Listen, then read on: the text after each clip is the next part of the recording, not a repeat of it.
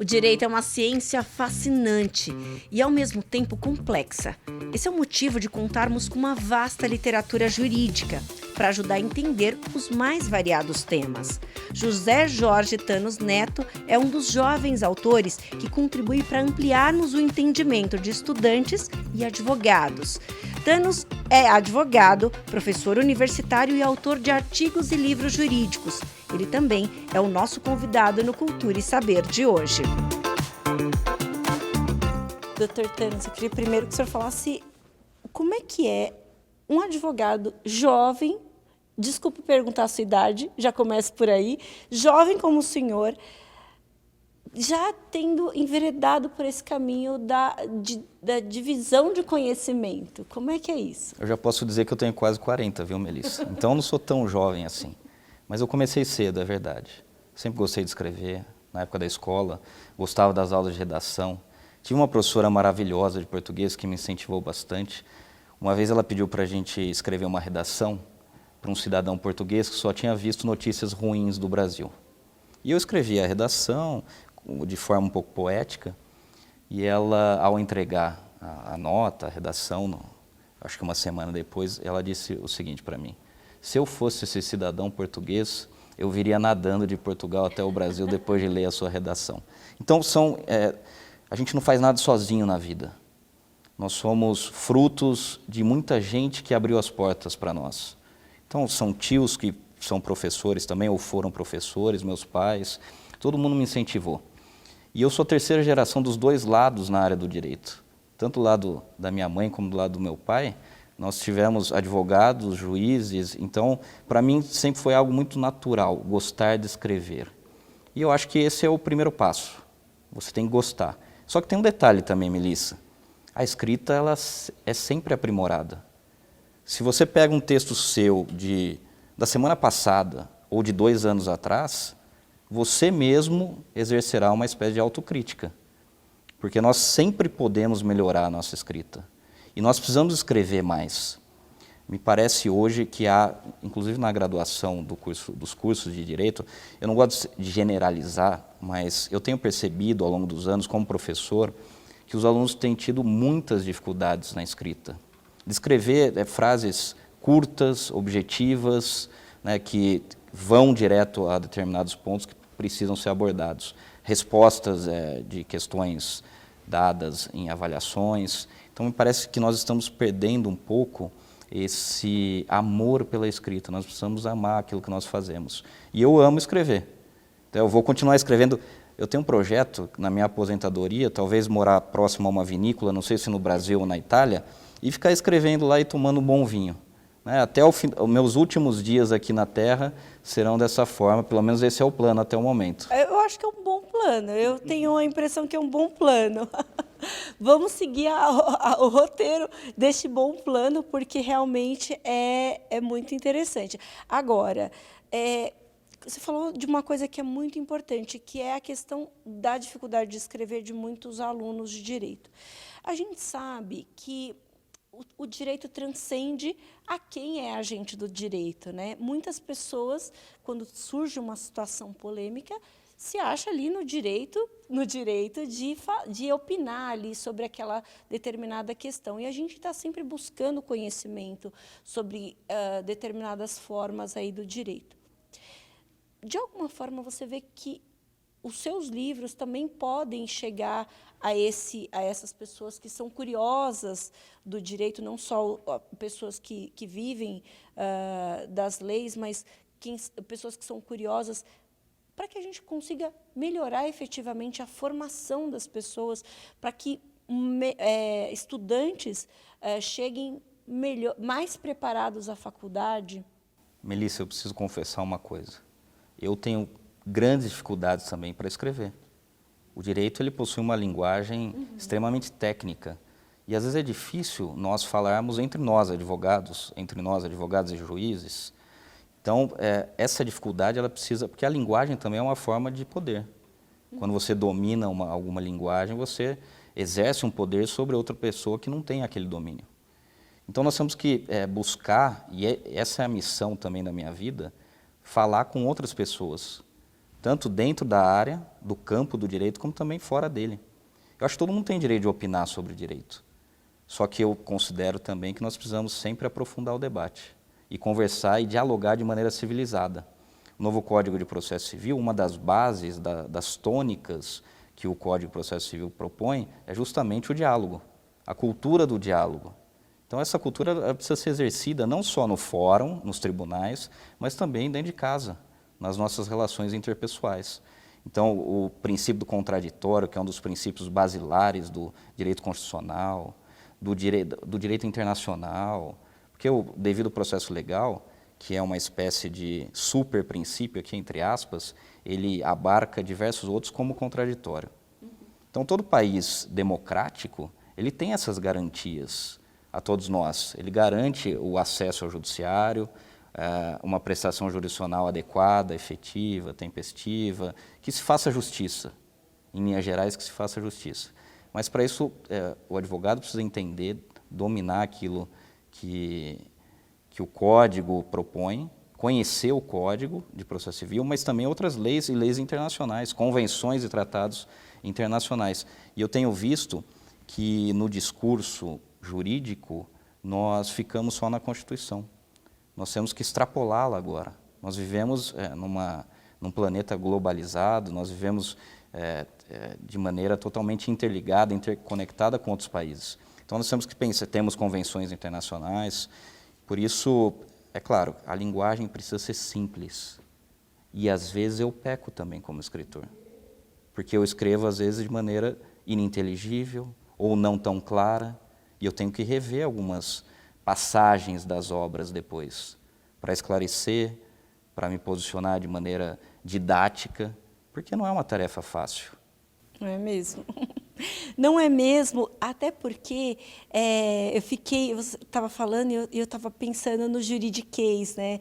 Que é, de alguma forma, vamos colocar aqui entre aspas, um jargão que o advogado vive no seu dia a dia. Então, é difícil você deixar esse juridiquês para conversar com uma dona de casa que, às vezes, não tem essa... e eu estou falando dona de casa também, entre aspas, aqui, porque, obviamente, que nem toda dona de casa não, pode ter ali um conhecimento, porque está vendo de diversas fontes ali, e hoje a gente fala muito mais de coisas próprias do direito, então é possível que essa dona de casa tenha um conhecimento vasto ali, mas a linguagem técnica pode lhe faltar. Então, ter essa régua ali que permita que todos entendam é uma tarefa árdua e dificílima para o dia a dia, né? É uma tarefa de tradução. Todavia, a sabedoria está em todo lugar. Todas as pessoas, independente da formação, podem ter sabedoria. Às vezes, essa dona de casa, ela tem uma solução para um caso difícil, jurídico, para um processo judicial, que nenhum advogado pensou. E, às vezes, conversando com ela, ela te dá uma luz e te dá o caminho. Nós precisamos dialogar. O processo, de alguma forma, e o processo digital hoje em dia, ele vem, a meu ver, é claro que nós também não podemos generalizar, se desumanizando.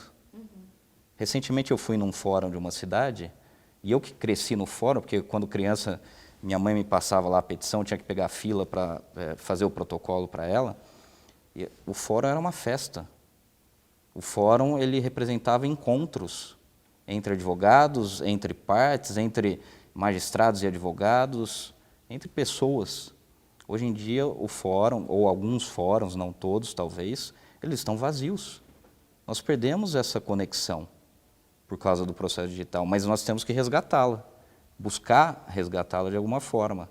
Então, o advogado, eu costumo dizer, Melissa, às vezes reclama assim, o processo demora, o juiz foi injusto. Sim, pode acontecer. Pode acontecer que o juiz profira uma decisão injusta. Mas eu costumo dizer aos meus alunos, à equipe do escritório, o seguinte: o processo caminha bem quando todo mundo se preocupa com ele. O processo é como se fosse um bebê recém-nascido. Você tem que ficar alerta o tempo todo, se preocupar com ele o tempo todo. E falar para o seu cliente, aquele que lhe outorga um mandato para que você o represente, falar assim, se preocupe também, constantemente com o seu processo, não o abandone. Pergunte, se tiver dúvida, venha até o escritório, manda um WhatsApp, manda uma mensagem, para nós conversarmos constantemente sobre esse processo. Nós temos que cuidar dos processos judiciais. Mas também eles não são o único caminho. Nós podemos partir para a negociação, nós temos um sistema de justiça civil no país, em outros países democráticos do mundo, um sistema chamado de sistema multiportas. Então você pode acessar o judiciário, você pode optar pela negociação, pela mediação, pela conciliação, são estratégias válidas que podem ser mais adequadas que o processo judicial, em determinados casos. É claro que depende muito da análise do advogado para que ele perceba qual caminho tomar. Mas tomado um caminho, um rumo, mediação, por exemplo, nada impede que depois, se a mediação não for frutífera, o advogado ingresse com uma ação judicial. Então, uma porta, a porta da mediação, não exclui necessariamente a porta do acesso à justiça, do acesso ao judiciário. Aliás, é bom a gente fazer esse parêntese aí com relação aos mediadores, que eles têm um papel tão importante, né, doutor? Porque a gente sabe o quanto é sobrecarregada a justiça, quanto as pessoas acessam por muitos motivos a justiça. E quando a gente tem um mediador, essa figura do mediador, a gente pode, obviamente, reduzir o número de processos. Então, ali é sentar as duas partes e conversar para achar um meio termo para aquele problema. Então, isso é um avanço ali ao longo do processo. Obviamente que nem sempre isso funciona, nem sempre esse acordo é cumprido, e aí precisa da justiça, mas para que a gente consiga ter uma celeridade, isso é fundamental. Agora, eu queria tocar num outro assunto, que eu acho que é bem importante a gente falar sobre isso, porque, assim, muitas pessoas apontam as leis brasileiras como muitas leis brasileiras, leis para tudo, né? Falam que no Brasil tem leis para tudo e que isso, de alguma forma, é um prejuízo. O senhor vê dessa forma? Você vê dessa forma que, de fato, a gente tem muita lei e que poderíamos ter uma revisão de tudo isso que a gente tem em todos os aspectos, ou a gente tem ali um caminho, o nosso caminho é justo, efetivamente? As leis, eu disse para você no início, quando eu escrevo, depois eu releio e posso aprimorar o meu texto. As leis, da mesma forma, nós podemos aprimorá-las. Nós podemos, talvez, reuni-las em uma única lei, várias leis em uma única lei. Mas eu acho que tem o seguinte, Melissa. Tem um jurista uruguaio já falecido, chamado Santiago Sentes Melendo, que ele faz a seguinte pergunta.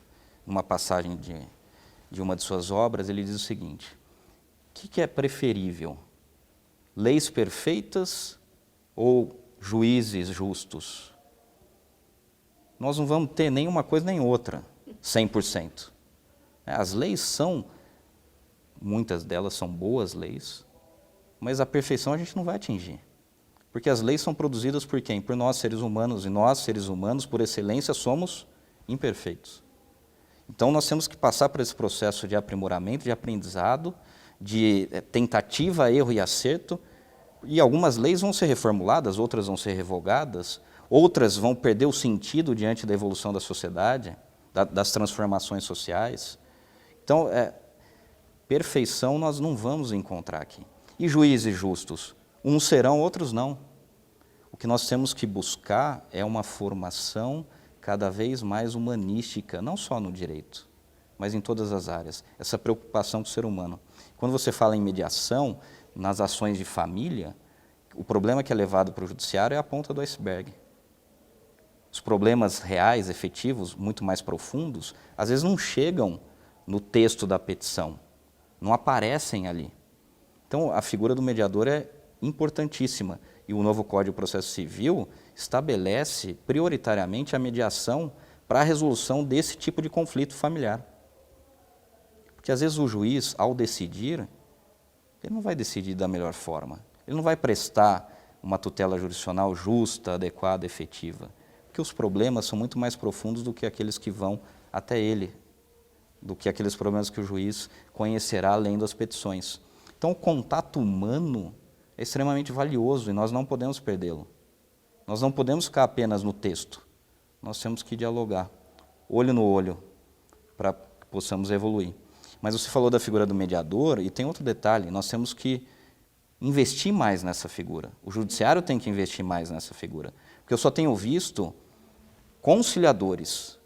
E existe uma diferença, né, entre a figura do mediador e a figura do conciliador, mas o que ocorre mais no dia a dia forense, no cotidiano do fórum, são audiências de conciliação e não mediação.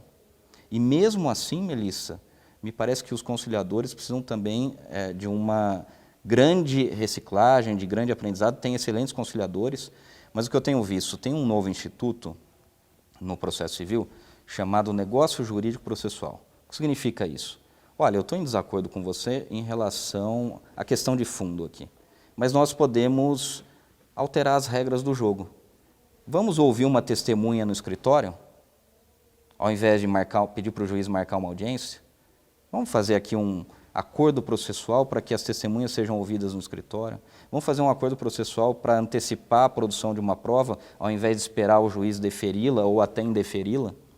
Então, os advogados precisam conhecer também esse novo, não é novo instituto, mas é um instituto velho com uma nova roupagem, que está ali no artigo 190 do Código de Processo Civil 2015. E recentemente eu fiz uma audiência no Sejusc, né, o Centro de Conciliação do Tribunal de Justiça do Estado de São Paulo, e eu fiz essa proposta, uma proposta de antecipar a produção de uma prova, e eu percebi ali que o conciliador não conhecia o Instituto, que o outro advogado não conhecia o Instituto. Por isso, depois as pessoas reclamam dizendo o seguinte, não tem efetividade. Não tem efetividade porque as pessoas não conhecem aquilo que deveriam conhecer. Mas não só os advogados, as próprias partes deveriam conhecer também esse Instituto, como também muitos outros. Eu acho que o grande desafio do direito, de todos nós, é fazer com que as pessoas conheçam os direitos e as garantias fundamentais do processo judicial. Para que o direito efetivamente chegue a todos, né? E aí você falou uma coisa sobre a questão do juiz, eu me lembrei o ministro Barroso esteve aqui na Assembleia Legislativa, o ex-ministro Lewandowski também, eles falaram levantaram algumas questões importantes do tipo, o juiz nunca deixa ninguém satisfeito, porque, afinal de contas, ele vai ter que decidir por um dos lados, e decidindo por um dos lados, invariavelmente, a outra parte vai ficar insatisfeita, às vezes até as duas partes, porque não vão se sentir, de fato, contempladas. Mas é interessante a gente parar e pensar nesse olhar, porque, obviamente, quando você coloca ali uma ação, você quer que o seu lado seja o vitorioso, mas nem sempre isso é dessa forma que acontece, né? Então, eu vejo, eu tenho ali, eu como uma admiradora do direito, vejo uma importância tão grande nessa literatura, nesse aprofundamento das coisas por meio de livros, porque para que as pessoas entendam como é que é o real processo, o democrático processo, para que todo mundo, no final das contas, tenha o seu direito preservado, efetivamente, né? Você falou uma coisa muito interessante, o processo democrático. O processo democrático é aquele no qual as partes têm a chance e a oportunidade de produzir as provas que reputam pertinentes, que têm a chance e a oportunidade de contradizer as alegações da outra parte. E isso envolve, obviamente, a atuação do magistrado. O magistrado precisa velar pelo princípio do contraditório. E, às vezes, alguns magistrados não observam de maneira adequada esse princípio que é tão valioso e que se divide pelo menos em 3 palavrinhas: informação, reação e diálogo. Informação sobre questões que são importantes para o juiz decidir. Reação, as partes têm que ter a oportunidade de falar sobre essas questões. Se elas são ou não relevantes, como elas se aplicam, como elas devem ser, às vezes, mitigadas ou relativizadas. E diálogo entre todos os sujeitos processuais. Tem um dispositivo no Código de Processo Civil que eu considero lapidar. Artigo 6º diz o seguinte: todos os sujeitos processuais devem cooperar, olha essa palavra, devem cooperar entre si para que se obtenha em tempo razoável decisão de mérito justa e efetiva. E a cooperação é uma palavrinha que incomoda muita gente, porque nós temos que pensar que nós estamos num sistema adversarial, que existe autor e réu, que são adversários. pelo menos nas demandas individuais, que são as demandas clássicas que normalmente as pessoas conhecem. Nós temos os processos coletivos também, mas eu não vou entrar aqui nessa seara tão complexa. Mas são adversários. Isso não significa que eles não possam cooperar. Eles podem cooperar, por exemplo, antecipando uma prova, eu acabei de falar para você. Antecipando uma prova, ouvindo uma testemunha no escritório, gravando e juntando aos autos esse depoimento dessa testemunha, para agilizar o andamento do processo, otimizar o andamento do processo, ao invés de ficar ó dia, ó noite, ó azar, reclamando, a justiça é lenta, o meu processo não anda. Então, o que você pode fazer para melhorar? Porque você é corresponsável como parte e como advogado pelo andamento célere do seu processo. Não é? Você tem que se preocupar com ele. Tu não tem que cuidar dessa criança recém-nascida, que é um processo judicial. A resolução, no final das contas, é de interesse de ambas as partes. E se ambas as partes chegarem ali num consenso de celeridade, que bom, né? É muito melhor. A princípio, porque às vezes tem uma parte ou outra que litiga imbuída de má-fé, que conta com o retardamento da prestação judicial, da sentença, mas são exceções. Me parece que, normalmente, as pessoas estão dispostas a fazer com que o processo caminhe até um acordo ou uma sentença. E não tem essa história também, mais vale um mau acordo do que uma boa demanda. Se o acordo for a solução adequada, que venha o acordo. Se a sentença também for a solução adequada para aquele caso, que venha a sentença. Então, nós temos que sempre analisar de maneira estratégica os litígios e ver se é caso de acordo e buscar esse acordo. Se for o caso de sentença, que o juiz a profira, que o juiz resolva, de preferência, o mérito daquela questão, daquela controvérsia, daquele litígio, que às vezes, muitas vezes não acaba ali. Tem uma fase de execução. Se for uma ação de cobrança por quantia certa, você ainda tem que entrar com cumprimento de sentença, penhorar bens que às vezes inexistem, né? Buscar a satisfação daquele crédito. Então, uma justiça eficiente, e é o que diz até mesmo um dos Objetivos de Desenvolvimento Sustentável da ONU, número 16, instituições eficazes, a justiça eficaz, adequada, efetiva e tempestiva, essas três palavras que não são mágicas, que dependem de muito esforço e de muita boa vontade, de todos nós. Uhum. Agora, a gente estava falando sobre a questão do volume de leis que nós temos, e eu acho o direito uma ciência tão viva, tão importante, tão fascinante, porque a gente tem que estar atualizado com a vida das pessoas. Então, há alguns anos, a gente não falava, por exemplo, na questão das fake news, a gente não falava de crimes praticados no ambiente virtual. A gente precisa se adaptar, a gente precisa legislar sobre esses temas e, obviamente, que o direito acompanha toda essa transformação, vai acompanhando toda essa transformação. Aqui na Assembleia, a gente tem o Instituto do Legislativo Paulista, que é um centro de formação que tem o objetivo dos legislativos, tanto estadual quanto municipais e federal também há um intercâmbio muito interessante. Mas toda essa atualização, todas essas atualizações, o ILP está muito antenado, né? Então, por exemplo, hoje, durante algumas semanas, eles discutiram com muita profundidade sobre a questão da inteligência artificial. O que você tem em relação a legislações internacionais e que pode vir a ter no Brasil com relação a essa questão da inteligência artificial. É um assunto que todo mundo está falando. E a gente precisa saber, por exemplo, se eu não me falha a memória, na Rússia, um robô foi dado a ele a cidadania. Quais são os direitos que esse robô passa a ter com essa cidadania, a ser um cidadão russo, né? Então, tudo isso a gente precisa entender e discutir para que, quando esse momento efetivamente de legislar aqui no Brasil chegue, a gente tenha um vasto conhecimento. E o jurista não pode ter a soberba de que ele tem a solução para todos os males e todos os problemas da sociedade. O jurista precisa, o advogado, o magistrado, nós precisamos conversar com pessoas de outras áreas, com quem entende de tecnologia da informação, nesse caso, por exemplo. Então, o direito, às vezes, ele se arroga no poder de resolver todos os problemas. Só que nós temos que, como eu disse, eu repito, insisto, diálogo. Diálogo não só entre nós, advogados e juristas de maneira geral, mas diálogo com pessoas que estudam outras áreas do conhecimento. Eu não posso falar de fake news aqui sem consultar e sem aprender com as pessoas que se dedicam ao estudo das fake news. Então, como advogado, eu preciso ter a mente aberta para aprender também com todo mundo.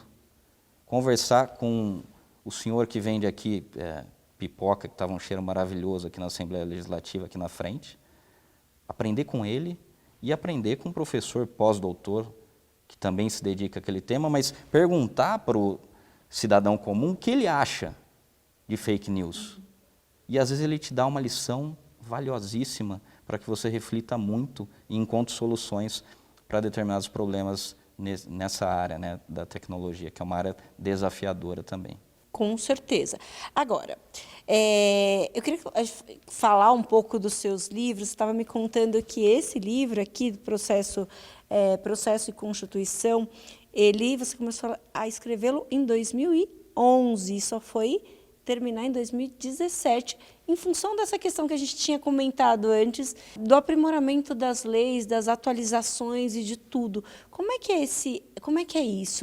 Como é que você resolveu tratar deste tema e como é que você imaginou que seria a concretização do livro, efetivamente? Em 2011, eu escrevi um ensaio sobre o princípio da razoável duração do processo, que, de certo modo, se assemelha ao princípio da celeridade, de certo modo, embora não se confunda com ele.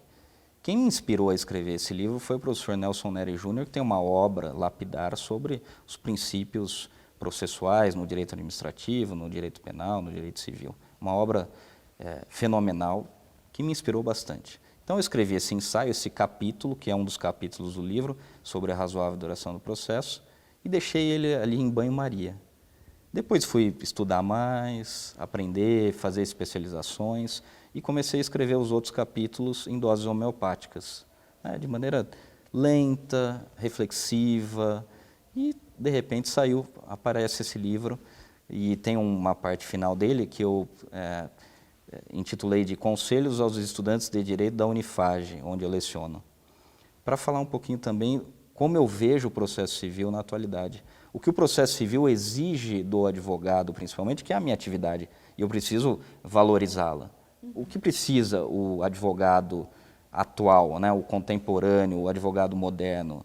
Diversas habilidades e competências, dentre elas a oratória, saber falar, saber se comunicar, né, aprimorar esse atributo cada vez mais. Não ficar simplesmente escrevendo e achando que as pessoas vão ler tudo que você escreve. Cada vez mais nós temos que ser objetivos, sintéticos, nós temos que ir direto ao ponto, e nada impede também, Melissa, que nós inovemos. Tem uma peça processual chamada de alegações finais.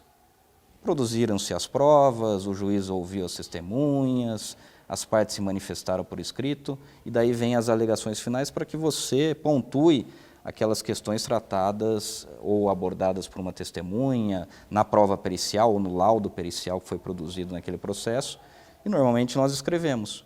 Por que não gravar um vídeo de 2 a 3 minutos expondo as questões relevantes daquele processo? E daí você, na petição, coloca um link, o juiz assiste.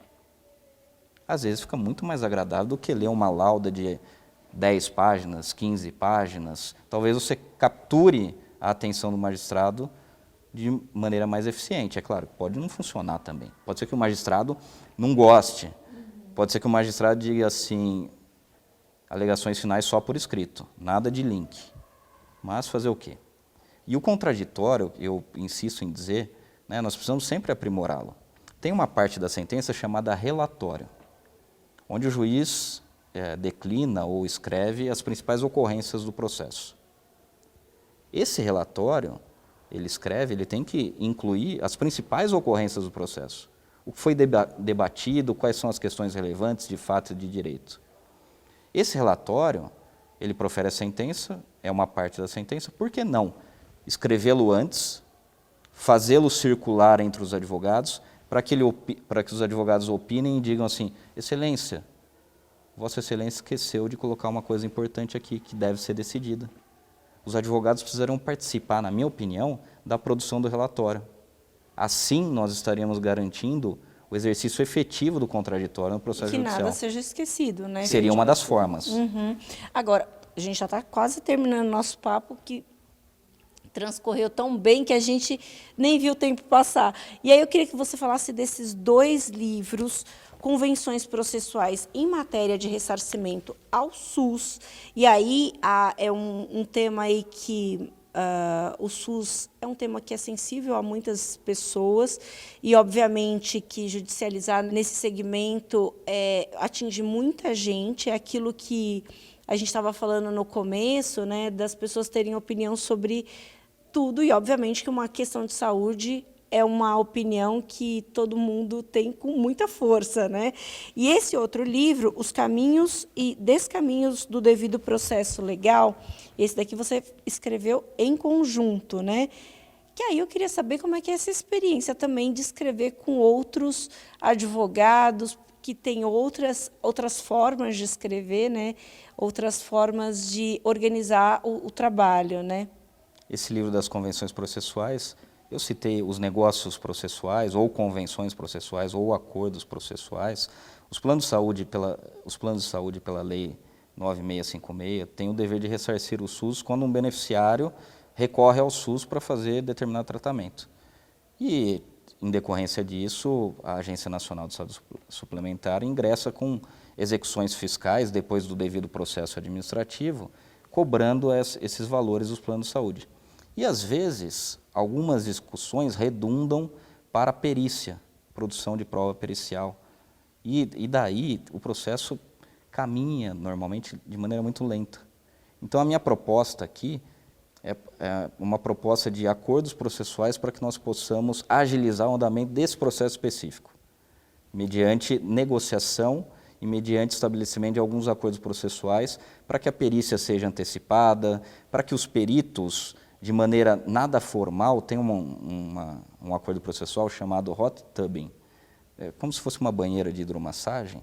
Normalmente se ouve um perito, depois se ouve outro perito, o juiz ouve os peritos, às vezes, né, em audiência, embora seja muito raro. Por que não estabelecer um acordo processual para que todos eles sejam ouvidos de maneira dialogada, fluida, como nós estamos fazendo aqui? Nada formal. Quer dizer, tem alguma formalidade, mas eles precisam dialogar sobre os pontos que eles divergiram, para que o juiz compreenda esses pontos. Por que não estabelecer essa audiência entre peritos, para que eles falem, para que eles se pronunciem sobre as questões sensíveis, críticas ou divergentes, como algo obrigatório? As partes podem fazê-lo. O juiz não precisa deferir. As partes podem estabelecer isso, pelo artigo 190 do Código de Processo Civil. E essa obra coletiva é uma obra que surgiu na pandemia. Eu acho que nós produzimos bastante na pandemia. Se tem um lado bom da pandemia é esse. As ideias afloraram, nós ficamos mais em casa, no meu caso. E daí eu pensei num artigo sobre o devido e o indevido no processo civil e compartilhei com o professor Marcos Stefani, que é promotor de justiça. O professor Marcos Stefani me indicou depois, ou trouxe para o grupo, o doutor Gregório Sagra de Almeida e o doutor Luiz Delore. O Gregório Sagra, procurador do Ministério Público de Minas Gerais, e o doutor Luiz Delore, advogado. E nós organizamos essa obra com autores brasileiros e estrangeiros, falando desse tema do devido processo legal, que se espraia por todo o direito, que se esparrama por diversas áreas. Quer saber um desdobramento do devido processo legal?